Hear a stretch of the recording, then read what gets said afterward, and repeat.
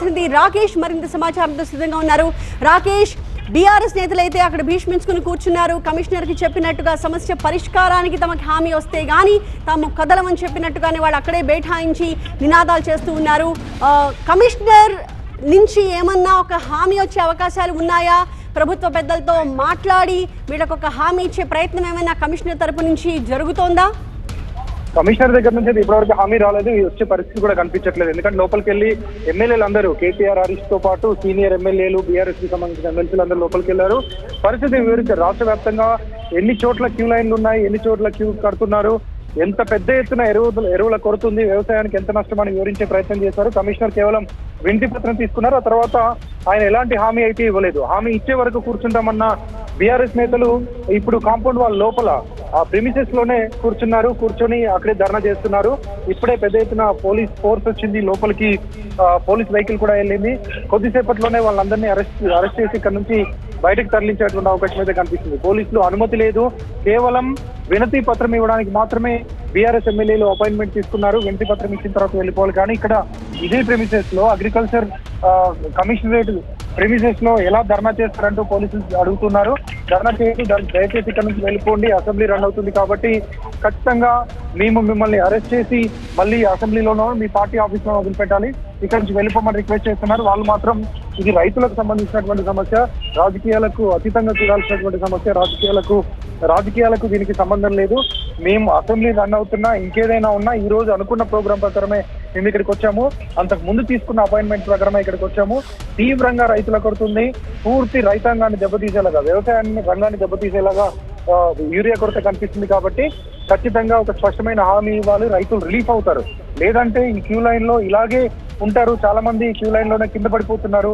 చాలా రోజులు వాళ్ళు టైం వేస్ట్ అవుతుంది. దాంతో పాటు తీవ్ర ఆందోళన వ్యక్తం చేస్తున్నారు. కాబట్టి వాళ్ళందరినీ రిలీజ్ చేయడానికి ఒక హామీ ప్రస్తుతానికి ఇవ్వండి అంటూ అడుగుతున్నారు. ఆ హామీ కమిషనర్ స్థాయిలో నేను ఇవ్వలేను అంటూ కమిషనర్ చెప్పారు. ప్రభుత్వం దానిపైన నిర్ణయం తీసుకుంటుంది. ప్రభుత్వం ప్రయత్నాలు చేస్తుంది. కేంద్ర ప్రభుత్వంతో నెగోసియేషన్స్ నడుస్తూ ఉన్నాయి. కేంద్ర ప్రభుత్వం ఇస్తే కానీ రైతులకు యూరియా ఇవ్వలేనటువంటి పరిస్థితి రాష్ట్ర ప్రభుత్వాలది అని ఆయన చెప్పినట్టుగా తెలుస్తుంది. ప్రస్తుతానికైతే పోలీస్ అధికారులు కన్విన్స్ చేసేటువంటి ప్రయత్నం చేస్తున్నారు. లోపల ఉన్నటువంటి బీఆర్ఎస్ ఎమ్మెల్యేలని మీరు దయచేసి ఇక్కడి నుంచి వెళ్ళిపోవాలి, ఈ ప్రాంగణంలో మీరు ధర్నా చేయడానికి వీల్లేదు అంటూ వాళ్ళందరినీ కన్విన్స్ చేయడానికి ట్రై చేస్తున్నారు.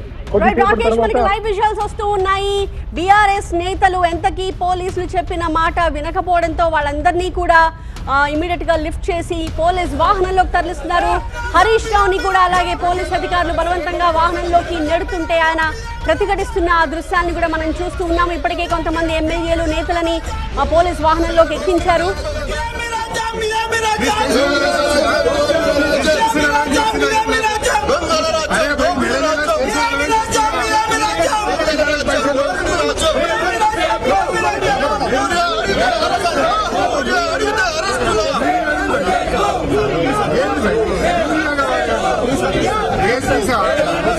అరే నీ పెట్రోల్ బిల్ కాంపౌండ్ ఉద్దరవుతలే నీకు, నీ పోలీస్ జిల్లా పెట్రోల్ పైసలు ఇస్తాడు Revanth Reddy.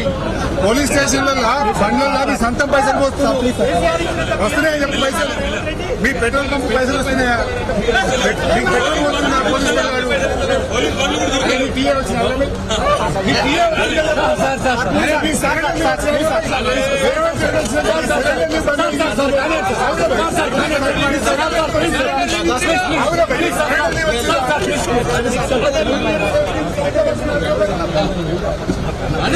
Revanth Reddy Revanth Reddy Revanth Reddy we want CM Revanth Reddy Revanth Reddy Revanth Reddy Revanth Reddy Revanth Reddy CM down down CM down down CM జై జవాన్ జై జవాన్.